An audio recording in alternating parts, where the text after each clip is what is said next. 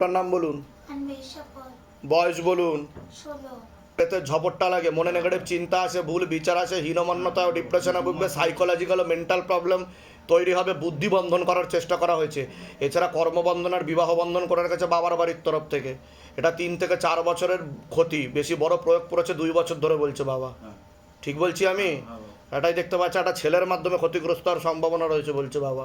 এটাও বলছে পরবর্তীকালে প্রেত আছে বুকে, পেটে আর মাথায় বসার চেষ্টা করে, আত্মহত্যা বা সুইসাইডাল প্রবণতাও তৈরি হতে পারে, এমনও যোগ রয়েছে।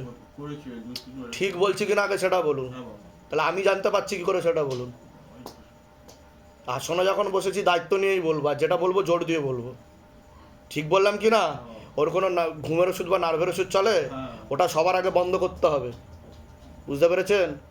ওটা সবার আগে বন্ধ করতে হবে, কৃপা শুরু হয়ে যাবে, চিন্তার কোনো বিষয় নেই। কোনো জায়গায় গেলেও ও নার্ভাস হয়ে যাবে এরকম দেখাচ্ছে। হ্যাঁ বলুন।